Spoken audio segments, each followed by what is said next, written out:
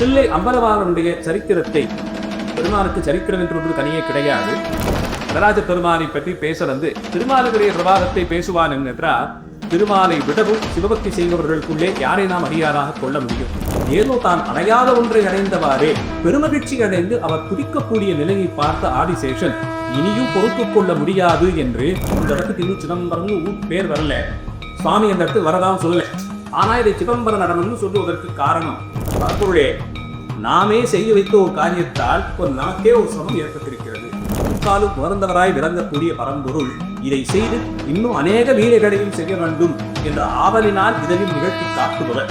மனசுக்கு பக்கத்துல தான் அவர் உட்கார்ந்துட்டு இருக்க, அடுத்த க்ஷணம் நான் என்ன நினைக்க போறேங்கிறது எனக்கு முன்னாடி அவருக்கு தெரியும். இதற்காக என்று ஒரு லீலையாக நாம் செய்வோம் என்று புறப்படுகிறார். அப்படி அவர் புறப்பட்ட லீலா வினோதம் தான் தாலுகாரத்திலே ரிஷிகளுக்கு அவர் செய்த உபதேசம். திருமாலை மாயன் மாயன்னு சொல்லுவோம். ஒரு வழிக்கு நாம் ஒரு விஷயத்தை நினைச்சுட்டு இருந்தா அப்படியே அதை எதிர்பக்கத்துக்கு திரும்பக்கூடிய தன்மை அவற்றும். விடங்கனாக ஒருவன் வீதியிலே வழிபாத்திரம் ஏந்தி கொண்டு துடியில் வாசித்துக் கொண்டே வந்தான். அவனுடைய திருவுருவ சிறப்பை பார்த்து பொலிவை பார்த்து எங்கள் தன்னை மறந்து இழந்து போய் அவனிடத்தே நாங்கள் மனதை இழந்தோமே. அந்த ரிஷிகள் இப்படி ஒரு பிழையை செய்தார்களோ நமக்கு சிதம்பர கஷேத்திரம் கிடைத்தது. எப்படி கிடைத்ததுன்னு பார்ப்போம். நம பார்வதி பதயே ஹர ஹர மகாதேவா. தென்னாடுடைய சிவனே போற்றி, எந்நாட்டவர்க்கும் இறைவா போற்றி, ஆரூர் அமர்ந்த அரசே போற்றி, சீரார் திருவையாரா போற்றி. விண்ணாடும் தேவர்க்கும் மேலாலே வேதியனே, மண்ணாடும் மன்னவர்க்கும் மாண்பாகி இருக்கிறானே, தன்னார் தமிழளிக்கும் தன்பாண்டி நாட்டானே, பெண்ணாடும் பாதனை கொள்ளு கருந்துரையில் கண்ணார் கழல் காட்டி நாயேனை யாட்கொண்ட அண்ணாமலையானை பாடுதுந்தான் அம்மாள். சித்தம் தெளிவீர்கள் அத்தன் ஆரூரை பத்தி மலத்தூவ முத்தி யாதுமே. ஓட்டை மாடத்தில் 9 வாசலும் காட்டில் வேவதன் நுண்ணம் கழலடி நாட்டி நான்மலர் தூவி வலம் செய்யில் வாட்டம் தீர்த்திடும் பான்மியூ ஈசனே. நீரூரும் செஞ்சடையாய் நெற்றிக் கண்ணாய் நிலாத்தின்கள் துன்பத்தாய் நின்னை தேடி ஓரூரும் ஒழியாவே ஒற்றித்து எங்கும் உலகமெல்லாம் பிரிதந்து நின்னை காண்பான். தேரூரும் நெடுவீதி பற்றி நின்று திருமாதும் நான்முகனும் பேருக்கும் காணாது ஆரூரா ஆரூரா என்கின்றார்கள் அமரர்கள் தம் பெருமானே ஆரூராகே. கார்பூவும் கருந்தூந்தல் செவ்வாய் வண்ணகை பச்சை கன்னிகொடும் தார்கவள் பூங்காந்தளந்தோ குமரருடும் மணிசிங்காரலத்திரேவி சீர் பரவுவான் புலகதனைந்தன யாவையும் நக்கி சிறப்பின் வைக்கும் வார்ப்புணல் சூழ்வயல் கமலை தேவர்கள் சிந்தாமணியை மனத்துள் வைப்பான். எல்லோருக்கும் வணக்கம். எல்லாம் வல்ல ஆரூர் அஜபா நடன கமல வசந்த தியாகராஜ பெருமான் திருவருளும் எம்புடி ஆளும் தருமபுர ஆதீன குருமகா சன்னிதானங்கள் கீழஷி மாசிராமணிகேஸ்க ஞான சம்பந்த பரமாச்சாரிய சுவாமிகளுடைய குருவருளையும் சித்திக்கிறேன். பெரும்பற்ற புலியூரானி பேசாதே ஆற்ற நாள் போக்கினேனே என்றும் பேசாத நாளெல்லாம் பிறவா நாளே என்றும் ஆச்சாரியர்கள் கொண்டாடியிருக்கிறார்கள். பெரும்பற்ற புலியூர் என்பது தில்லை சிதம்பர கேத்திரத்திற்கு ஆச்சாரியர்கள் இட்டழைத்த திருநாமம். அம்பலவாணரை பற்றி பேசாத நாளெல்லாம் நமக்கு இறைவன் பிறந்து வாழ்க்கை வாழ்வதற்கு கொடுத்தருடைய நாள்களை ஒரு நாள் துறைந்த நாளாய் கணக்கில் கொள்ள வேண்டும் என்பது ஆச்சாரியர்கள் கொண்டிருந்த கருத்து. அந்த ஒரு நாள் பிறந்த பயனை அழையாது இழந்துவிட்டார். தில்லை சிதம்பரம் என்றும் திருச்சிற்றம்பகன் என்றும் சிவசிதம்பரம் என்றும் நடராஜ பெருமானுடைய நாமங்களை இட்டு அழையாதே ஒரு நாளை நாம் போக்கினோம் என்றால் அந்த நாள் வாழ்ந்த நாளாக கருதப்படாது. நமக்கு கொடுக்கப்பட்டிருந்த 1000 நாட்களிலே அந்த நாளை நாம் கழித்து கணக்கில் கொள்ளலாமா? அப்படி ஒரு சிறப்பு தில்லை அம்பலவாணர் உரையும் திருச்சிற்றம்பலமாகிற அந்த திருத்தலத்திற்கு. சைவ அடியார்கள் கோயில் என்று சொன்ன மாத்திரத்தில் அது தில்லை அம்பலத்தை குறிக்கும் என்றால், சைவ சமயத்துக்கு அது எத்தனை முக்கியமான திருத்தலம் என்பதை நாம் ஒருவாறு யூகிக்கலாம். தில்லை, புண்டரீகபுரம், புலியூர், பெரும்பற்ற புலியூர், சிதம்பர கஷேத்திரம், இன்னும் இப்படி அநேக திருநாமங்களால் இட்டழைக்கப்படும் இந்த திருத்தலத்தை ஆகாச கஷேத்திரமாகவும் சிதாகாசம் என்று சொல்லக்கூடிய 14 புவனங்களையும் கடந்து எந்த அப்பால் மிக்கதோர் பெருவழியிலே அம்பலவாணர் ஆடி மகிழ்ந்து சிவானந்த தாண்டவமாடி மோட்சமடைந்த உயிர்களை தன் திருவடியிலே நிறுத்திக் கொள்கிறாரோ அங்கே பெருமான் தரக்கூடிய அனுபவத்தில் ஒரு சிறு கூரை இவ்வுலகிலே இந்த திருத்தலத்திலேயே வழங்குவதாக ஆனபடியால் மோட்சமடைந்த உயிர்கள் அடையக்கூடிய இன்பத்தை இந்த திருத்தலத்திலே அம்பலவானரை தரிசிக்கும் போது நாமும் பெறலாம் என்ற உயர்வு கருதி இந்த திருத்தலத்தை சைவ சமய தலங்களில் முக்கிய தலங்களில் ஒன்றாக வைத்து கொண்டாடுகிறார்கள். தில்லை அம்பலவானர் இந்த திருத்தலத்திற்கு வந்த சரித்திரமும், இங்கே அவர் எழுந்தருளிய பிறகு செய்தருளிய அற்புதங்களும், ஆச்சாரிய பெருமக்கள் இந்த திருத்தலத்தை அடைந்து வழிபட்டு அடைந்த பேற்றையும், அடியார்களுக்குள்ளே எளிமையானவர்களும் இந்த எம்பெருமானையே ஊனாய் ஈராய் பற்றி நின்று உயிந்து போன மார்க்கத்தையும் பற்றி அடியருக்கு வழங்கப்பட்டிருக்கும் தலைப்போடு பொருத்தி சிறிது காலம் தெரிந்த விஷயங்களை பகிர்ந்து கொள்ள முயற்கிறேன். தில்லை அம்பலவானுடைய சரித்திரத்தை, பெருமானுக்கு சரித்திரம் என்று ஒன்று தனியே கிடையாது, சரித்திரம்னு சொன்னா என்றோ நடந்தது என்ற பொருளியே. அவர் இந்த திருத்தலத்திற்கு வந்து சேர்ந்து உயிர்களுக்கு அருளும் திறத்ததி பெறுவதற்கு தகுதியாய் நிகழ்த்திய திருவிளையாடலை பற்றி முதலில் சிந்திப்போம். அம்பலவானரை பற்றி பேசத் தொடங்கினால் அதனுடைய முதல் காட்சி, அவர் நிகழ்த்திய இந்த நாடகத்தின் முதல் காட்சி திருமால் உதையக்கூடிய திருப்பார்கடலிலிருந்து தொடங்கும். நடராஜ பெருமானை பற்றி பேச வந்து திருமாலுடைய பிரபாகத்தை பேசுவான் என்றால், திருமாலை விடவும் சிவபக்தி செய்பவர்களுக்குள்ளே யாரை நாம் அடியாராக கொள்ள முடியும்? சதா சிவசிந்தனையோடு கூடியிருந்து சிவபெருமான் நியமித்தபடியே சிவயோகத்தில் ஆதிசேஷனிலே படுத்துக் கொண்டிருக்கும்படியிலேயே நடராஜ பெருமானை தன்னுடைய ஆதாரமாக இருக்கக்கூடிய உருவ மத்தியிலே இருக்கையும், ஆவூர் தியாகராஜ பெருமானை மூலாதார பெருமானை தன்னுடைய ஹிருதயஸ்தானத்தில் வைத்தும் சதா சிவசிந்தனையிலேயே திருமால் மூழ்கியிருப்பதாக என்ற கருத்தை நாம் புராணங்களின் வழியே அறிகிறோம். அதனால் தில்லை அம்பலவானுடைய இந்த சரித்திரமும் கூட, இந்த புராண நிகழ்ச்சிகளும் கூட திருமால் படுத்துக்கொண்டு யோகம் செய்யும் திருப்பார்கடலிலிருந்து தொடங்குகிறது. அன்றைய தினம் திருப்பார்கடலில் எப்போதும் போலே ஆதிசேஷன் திருமாலை தன் மேலே சாய்த்து கிடந்தபடி தன்னுடைய பணியை செய்து கொண்டிருந்தார். கீழே திருமாலோ கண்களை மூடியபடி சிவத்தியானத்திலே மூட்டியிருந்து அம்பலவானுடைய அந்த ஆனந்த தாண்டவத்தை, அவர் ஆடி மகிழும் அந்த களிப்பை தியானிக்கபடியே இருந்தார். அந்த எண்ணம் உள்ளூர இறங்க இறங்க இறங்க தன்னையும் மீறி அம்பலவானுடைய தாண்டவத்தை ஸ்மரித்த மாத்திரத்தில் வீர்களுக்கே ஏற்படக்கூடிய பெரும் ஒரு ஆனந்தம் திருமாலையும் பற்றி கொண்டது. ஆனந்தம் பெருக்கெடுக்க பெருக்கெடுக்க தன்னிலை மறந்தவராய் அவர் திருநேனி கணம் கூடிக்கொண்டே போனது.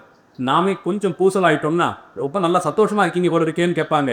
அந்தபடிக்கே இவரும் திடீரென்று திருநேனி கணம் கூடியவாறு ஏதோ பெருமகிழ்ச்சி காரணமோ என்று ஆதிசேஷன் சித்தித்தானாம்.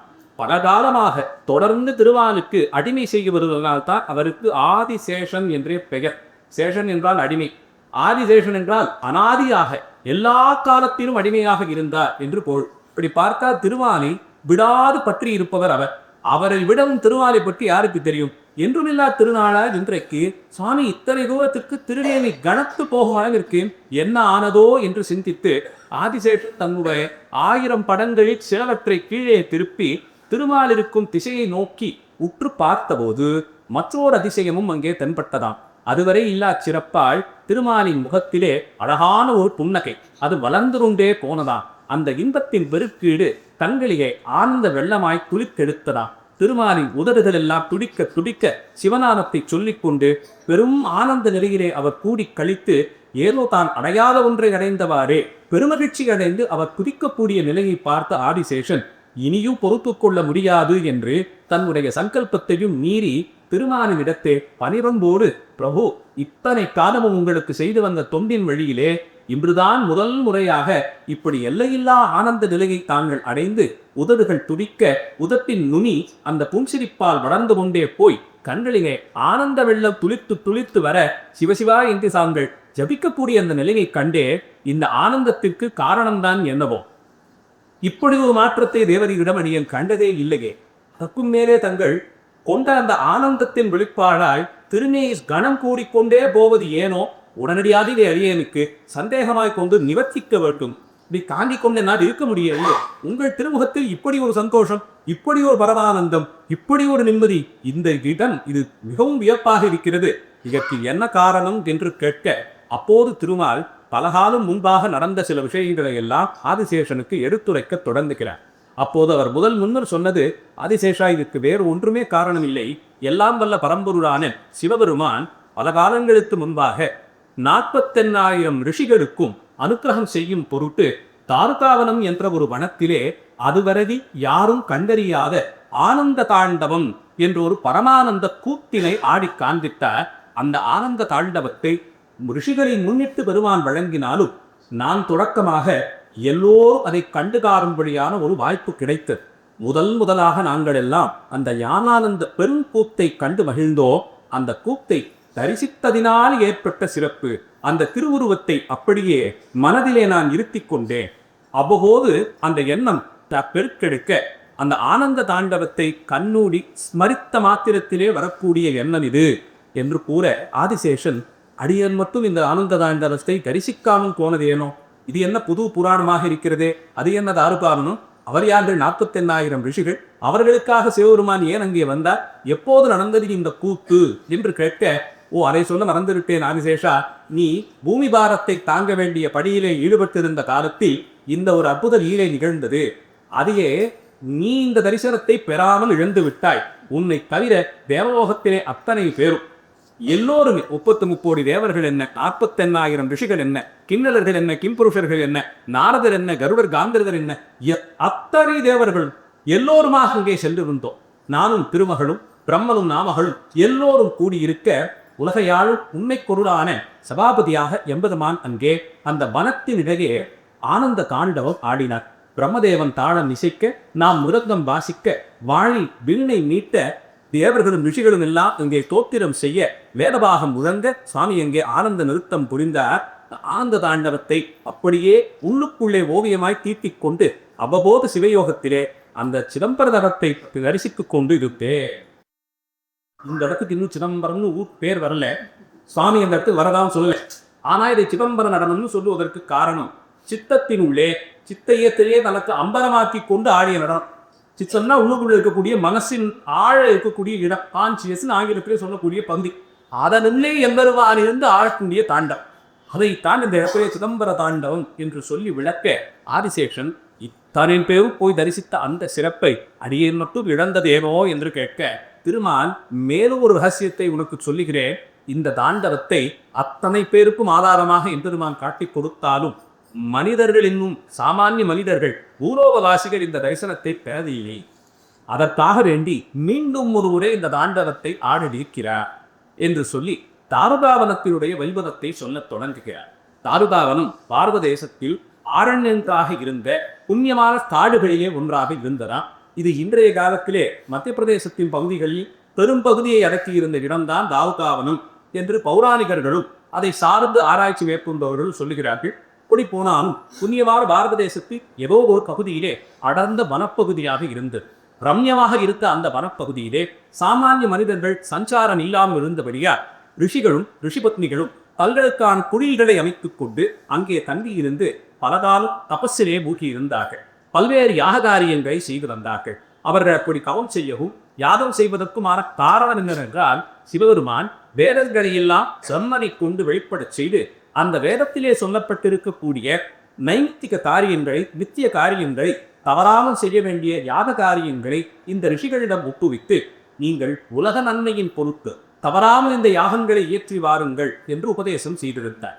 தவறாது அந்தந்த நாளுக்கும் திதிக்கும் நட்சத்திரத்திற்கும் அயனம் ருது என்று எதன் அடிப்படையிலே என்ன யாகம் செய்ய வேண்டுமோ அந்த யாகங்களை தவறாமல் நிகழ்த்தி வாருங்கள் என்று சிவபெருமான் அனுக்கிரகம் செய்திருந்தார். அதன் பொருட்டு இந்த ரிஷிகளும் தொடர்ந்து பல யுகங்களாக அங்கே செய்ய வேண்டிய கிரியைகளை, யாக காரியங்களை, தர்மங்களை எல்லாம் செய்து வந்தார்கள்.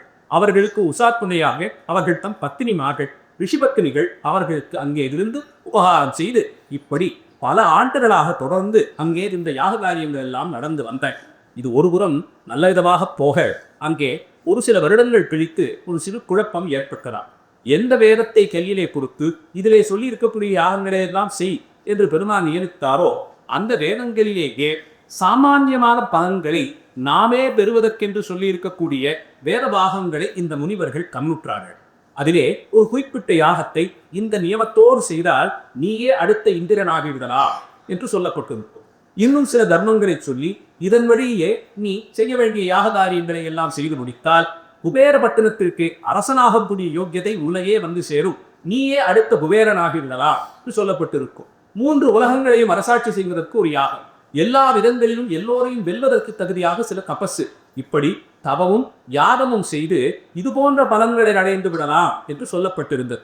இதையெல்லாம் பார்த்த முனிவர்கள் இந்த காட்டிலே வந்து எந்த விதமான சுகபோகங்களும் இல்லாமல் எல்லாவற்றையும் துறந்து ஜடாபாரன் காற்றை தண்ணீராய் பருகி காட்டில் விளையக்கூடிய பழங்களையும் கிழங்குகளையும் உண்டு நாம் எண்ணத்தை கண்டோம். இதோ இருக்கிறதே, இந்த யாகத்தை பண்ணினால் இந்திர பதவி கிடைக்குமா? இந்திரலோகம் எத்தனை சுகமானது தெரியுமா? இந்த யாகத்தை பண்ணினால் குபேரபட்டணத்திற்கு நானே அதிபதியாகலாமா?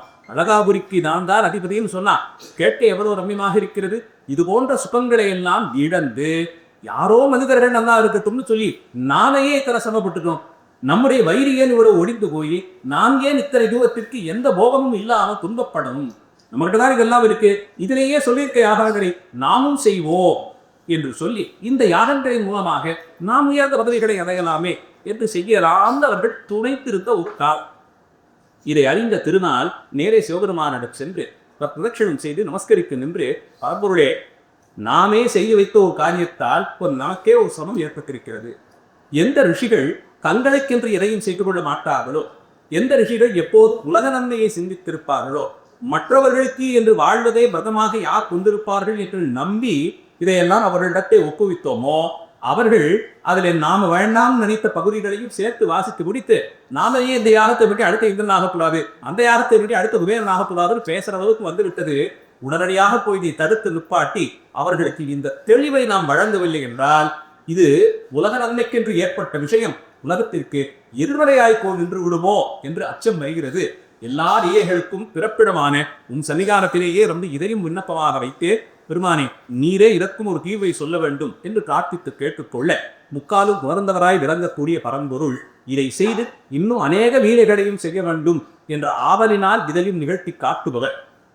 பெருமானுக்கு 48,000 ரிஷிகளை கூப்பிட்டு இந்த வேத பாகத்தை எல்லாம் கொடுத்து இதுல சொல்லியிருக்கிற யாகத்தை எல்லாம் நீ இப்படி செய்துவாறு சொல்லும் போதே இவர்கள் மேல இருக்கக்கூடிய பக்கங்களையும் சேர்த்து படிச்சுட்டு அதிலே சொல்லியிருக்கிற யாகங்களை பண்ணி நான் ஏன் இந்திரனாகக்கூடாதுன்னு கேட்பார்கள். சர்வ நிச்சயமாக தெரியும்.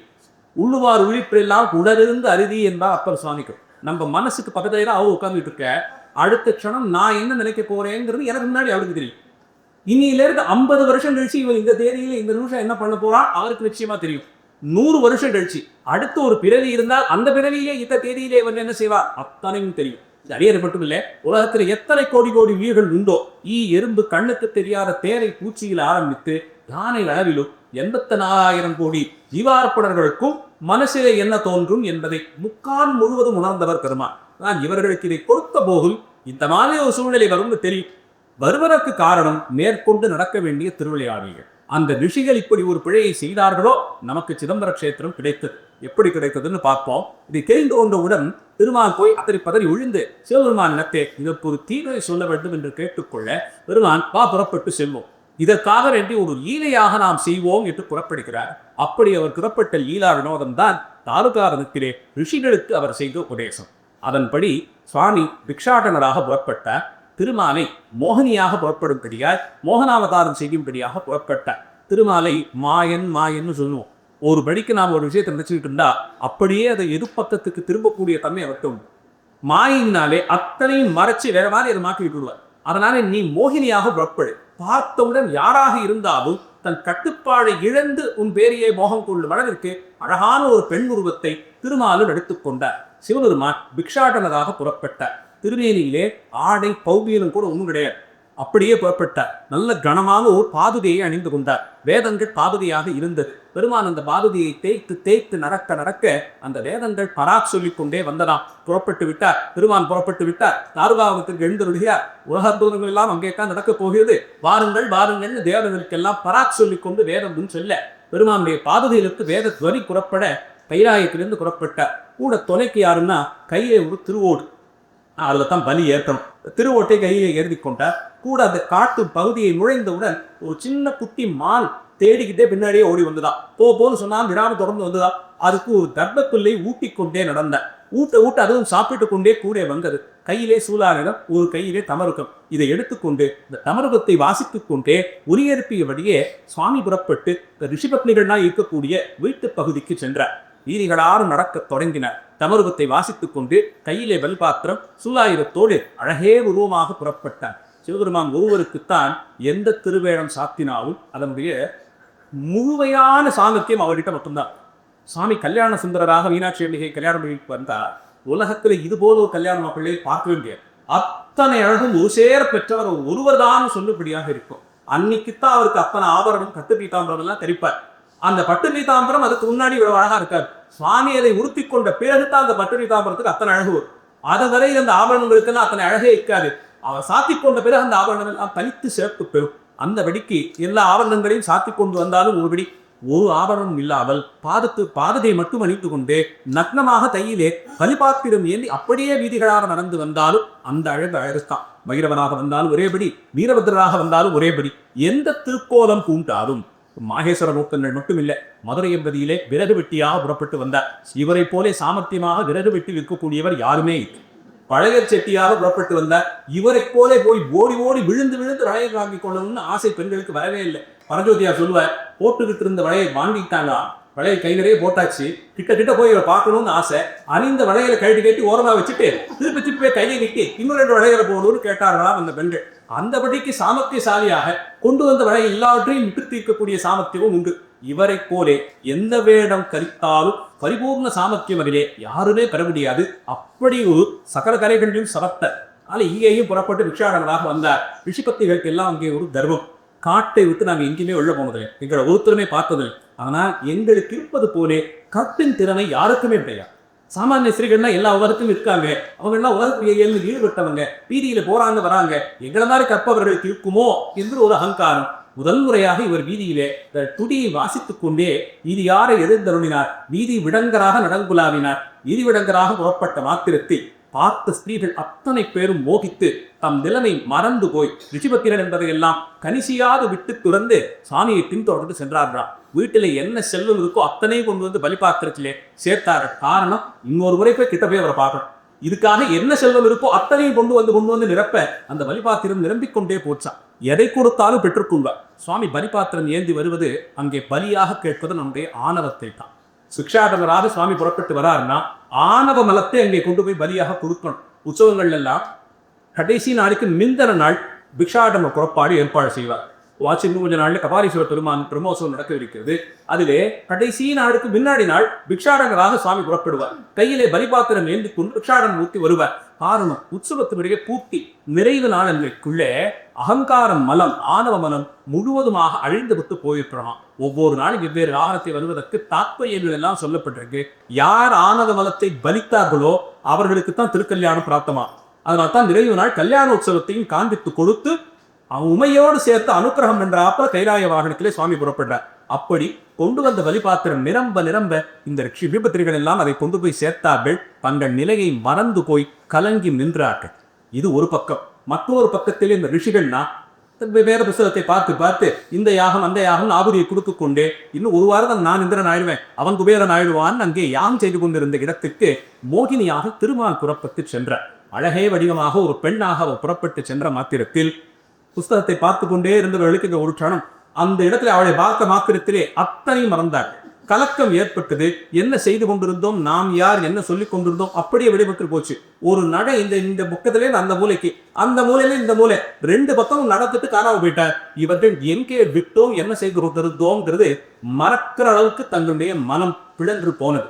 கொஞ்ச நேரத்துக்கெல்லாம் அவர்களுக்கு ஒரு யோசனை வர, நாம் யார், என்ன யாகம் பண்ணிக்கிட்டு இருந்தோம், இப்ப யாரோ வந்தாலே ஒரு பெண் இப்படிமாக நடக்க நம்மையே நாம் மறந்து விட்டோமேன்னு பயம் கொண்டு எங்கே விட்டோம் அந்த மந்திரத்தை பாருன்னு தேட ஒருத்தருக்கும் எங்கே விட்டோம்னே தெரியல, எங்கே வந்ததுன்னே தெரியல. அந்த அளவுக்கு வந்த போதுதான் ஏதோ நடக்க போகிறதோன்னு அஞ்சிய போது மற்றொரு புறத்திலே இந்த ரிஷிபத்னிகள் எல்லாம் ஓடி வந்து தட்டி கொண்டே நின்றார்கள். சுவாமி, எங்களை எல்லாம் மன்னித்து விடுங்கள், என்னம்மா ஆச்சு, நாங்கள் எல்லாம் எங்க வீட்டிலே அவரவர்கள் வீட்டிலே நாம் செய்ய வேண்டிய காரியங்களை பார்த்து கொண்டிருந்தோம்.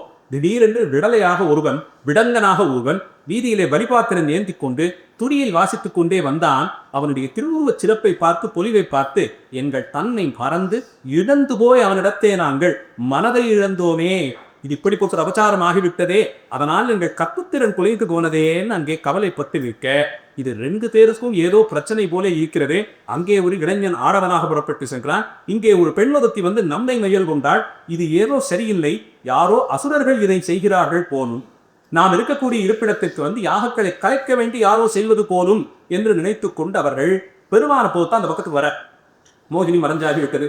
பெருமாள் அப்பத்தான் பிக்ஷாடனாக புறப்பட்டு வரார். சுவாமி இவர்தான் நம்ம வீட்டு பக்கம் வந்தார், வீதிகளிலே வந்தவர் இவர்தான் நடந்துகளாவினார், அந்த நடையிலே தான் எங்களை நாங்கள் இழந்தோம்னு சொல்ல சொல்ல பெருமாள் புன்முறுவல் பூத்துக்கொண்டே போனார். சிரிப்பை பார்க்க இவர்களுக்கு இன்னும் கோபம் வந்தது. இவரை ஒழித்து கட்டுவோம், எதிரைத்தானே நிற்கிறார்னு அதே யாகசாலையே கூட உட்கார்ந்து கொண்டு அந்த வேதபாகத்திலேயே இதுபோல வரக்கூடிய ஆபத்து காலத்தில் பிரயோகம் செய்வதற்கு இருந்த வேதபாகங்களை எடுத்து செய்ய தொடங்கினார்கள். ஆபிச்சாரம் என்று சொல்லுவோம். இது வேதபாகங்கள் அதுவும் இருப்பதற்கு காரணம், நாட்டிற்கு ஏதான பெரிய பிரச்சனை வந்தார், துர்பு தேவதைகளை யாராலும் நாட்டை அழிக்கணும்னு ஏறி விட்டார், திடீரென்று ஒரு பெரிய மகாமாரி சமீபத்தில் வந்தது இல்லையா, இந்த மாதிரி வியாதி திடீரென்று பரவி அதை அழிக்கவே முடியாது, தடுக்க முடியாது வளர்ந்து கொண்டு போனான். இப்படியெல்லாம் ஆகக்கூடிய ஆபத்து சூழ்நிலையிலே இது போன்ற யாக காரியங்களை பயன்படுத்தி அந்த தேசத்தை அந்த மக்களை காப்பாற்றிக் கொடுப்பதற்கென்று சில பாகங்கள் உண்டு. அந்த பாகங்களை எடுத்துக்கொண்டார்கள். இவரை அடிப்போர்னு புறப்பட்டார்கள். வந்து நிற்பது பெருமான்னு புரிந்து கொள்ள முடியாத அளவிற்கு இவர்களுக்கு ஆணவ மலம் தலைக்கேறி இருந்தது. சிவபெருமானை நான் முடிக்கிறேன், சிவபெருமானே அவர்களுக்கு தெரியல, இத்தனை தூரத்துக்கு ஏதோ செய்கிறாரே, யாராக இருக்கும்னு யோசிக்காமல் வேதத்தையே கையில் வைத்திருந்தவர்களுக்கு இப்படி ஒரு குழப்பம். இவர்களை நான் மாற்றுகிறேன் புறப்பட்டு எம்பெருமானை அழிக்கலாமோ என்று சங்கல்பித்து யாகத்திலே சில ஆகுதிகள் கொடுக்க தொடங்கினார்கள். அப்படி கொடுக்கப்பட்ட அந்த யாகத்தின் முடிவில் தான் பல்வேறு அஸ்திரங்கள் ஆயுதங்கள் எல்லாம் புறப்பட்டன.